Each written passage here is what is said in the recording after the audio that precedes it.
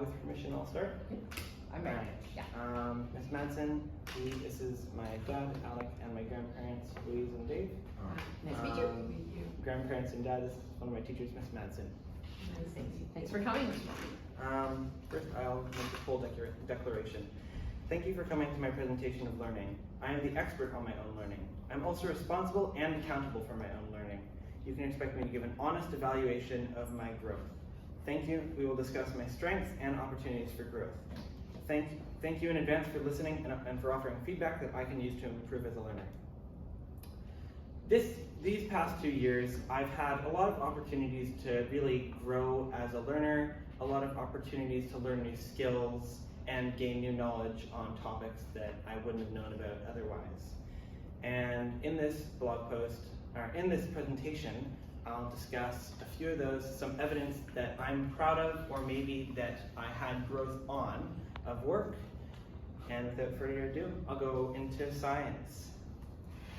So if I had to choose a PLP class to be my favorite, I'd probably say it was science. It gave us lots of opportunities to express our creativity and learn new things in interesting and interactive ways, especially with hands-on learning, which I find is really my style of learning more. First off, I'd like to talk about my Scratch game. This was the very first project, keystone we did in science, and it took a lot of time and effort to do, and I was really proud of how it turned out. From coding through, I also, in the past year, the year before that, we had done some work on coding, but with this I was able to further my coding skills and learn new things too. This keystone was probably one of my favorites because it gave me a chance to combine 2 of my favorite topics and skills, acting and video editing. And we put on, it was a mock news report. I had lots of fun doing it, and it really gave me a chance to stretch my creativity in new ways. I think the impressions and accents that we did also caught the attention of the classmates that were using it, and my video editing made it so that it didn't travel at too slow a pace and made sure everybody was still interested in watching. I just have one honorable mention to make before we move on to the next class. For this, asexual reproduction, we learned about the 5 different methods in class, and we got the chance to draw a comic strip about the 5 different ones. And I really had a fun time doing this because it was a really laid-back class, and we got a chance to go in our own direction take our own view on the topic. Now I'd like to move on to Maker. In Maker, we got a lot of chances. Most of the class was actually either photography or videography, which is really good for me because I am very interested in photography and videography. I'm actually so interested in it that I actually, over the course of February and March, took an out-of-school class on photography with a friend of mine and learned a bunch of new skills that I could put into use in that class. The first thing I'd like to say I'm proud of is the Never Gonna Give You Up stop motion by Rick Astley. The task was to recreate a notable popular video on the internet and make it as a stop motion. For this took a lot of patience because there was a lot of moving parts that I had to make sure didn't get messed up, and I feel like I put a lot of effort in, time in. I even asked for an extension just so I could make sure everything's perfect so that my classmates would enjoy what I created and so that it matched the original video. The AR presentation was probably my favorite project, one of my favorite projects of the year, because it gave me so much of a chance to express my creativity, come up with new ideas, take it in whatever direction I wanted to take it in. And it was being presented at the Winter 2022 exhibition, so that was a very interesting step. A lot of people came up and saw it, including my grandparents and my father, and I'd like to say that I liked it. It was longer than I had originally planned, so I did go back and revise it a bit to make sure that it wasn't too long and still fit with the guidelines of the presentation. Although I did end up having it longer anyway because there was so much work that I put into it that I didn't want to miss out on any important details. Now we'll talk about humanities. Since humanities spanned the entire year, I will have twice as many examples to share with you today. Well, we found ourselves going through a wide selection of topics, from sci-fi to Frankenstuffies to slam poetry to World War I, and I felt like in that class I really grew a lot.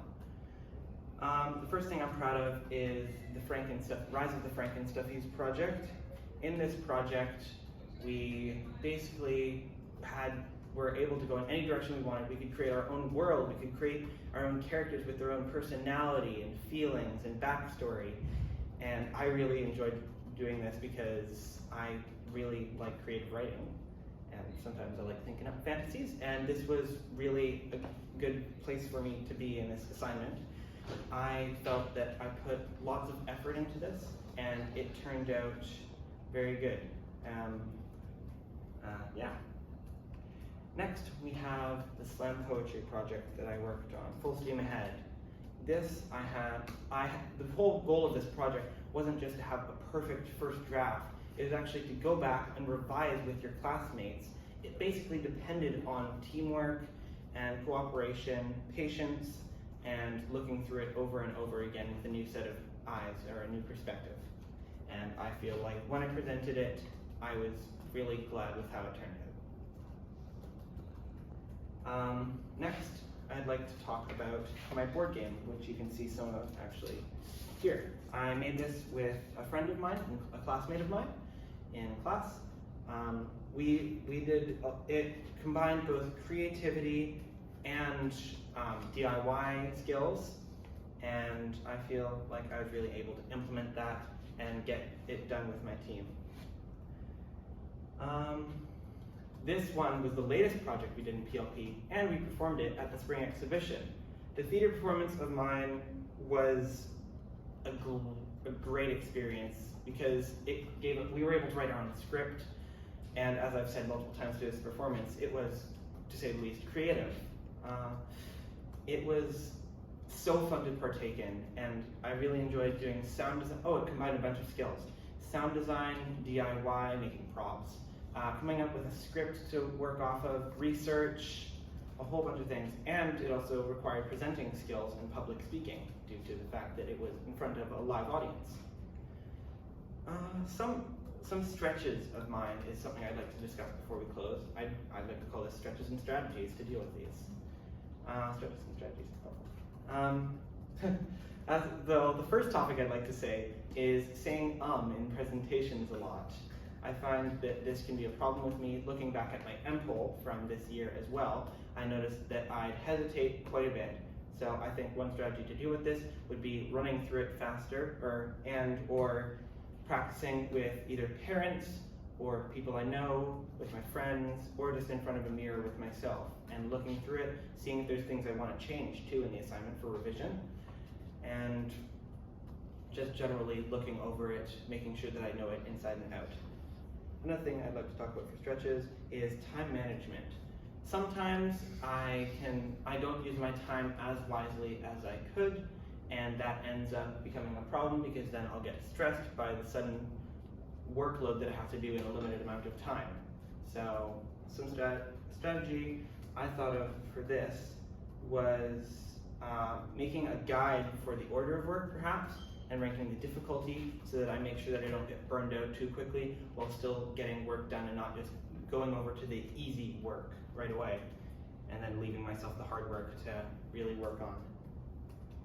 One thing I'd like to talk about while we end this is that in grade 9, as a learner, all of my work, all the knowledge and skills that I learned really represent me. And I've had a great experience. I've really, when challenges have risen up, I've found a way to deal with them or work around them if it's near impossible to do. Well, not necessarily. I have found ways to work around it, and this year I've had a very successful time with focusing in class and making sure that I'm on task, and if I do realize that I'm on task, I'll quickly switch back on task or ask my peers if I've missed something that I should have heard. Moving forward into grade 10, I'll take my skills, my knowledge, all the things I've learned in these past 2 years and implement that into grade 10.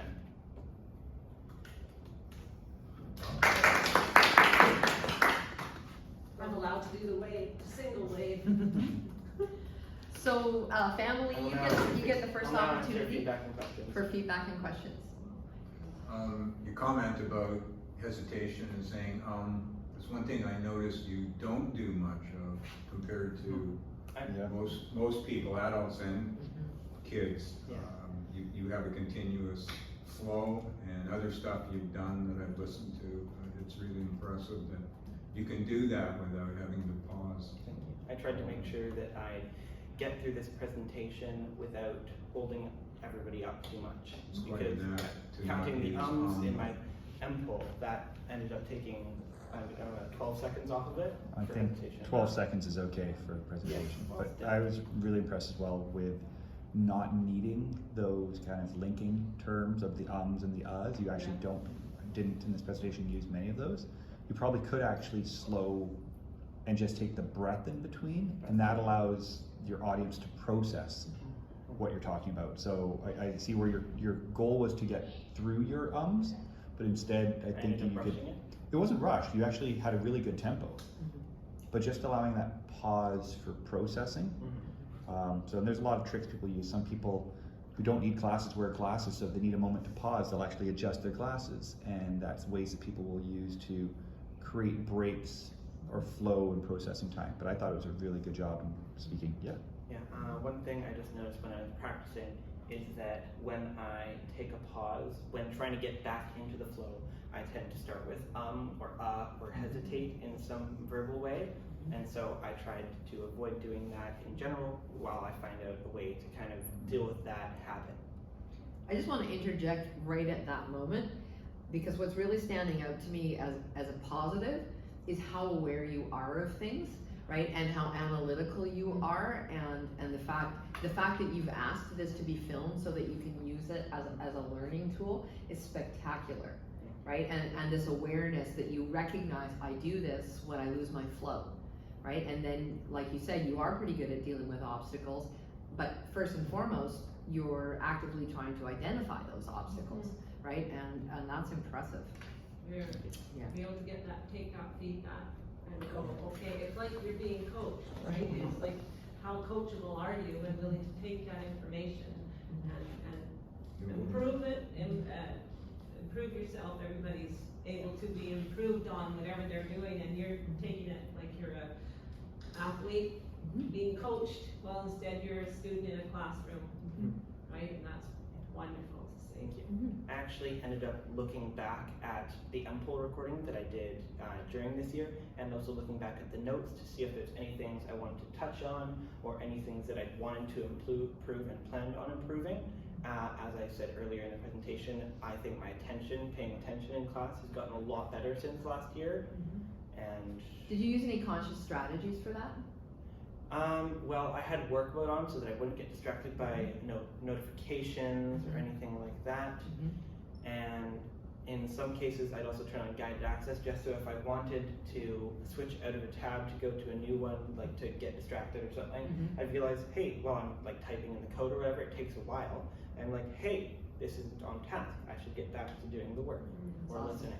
Yeah. I know first semester your course load was kind of ridiculous. Yeah, 4 classes. It was unbalanced. It was quite unbalanced for what you did, and so we had discussed changing it. You're like, no, I think I can do this. And coming from where you were a few years ago, to what you achieved and the grades you achieved and the work you produced this year, I know we're so proud of how much you had to put into doing that. It wasn't an easy year, and you mentioned that with the distraction and kind of the workload getting ready for your assignments, not delaying and working on that. And I think that's something that to realize at the end of grade 9, that's people that are in grade 12 in university and in life that still struggle with that. So that's going to be a journey anyways, but I think your reflective nature will just benefit you as you continue to go through.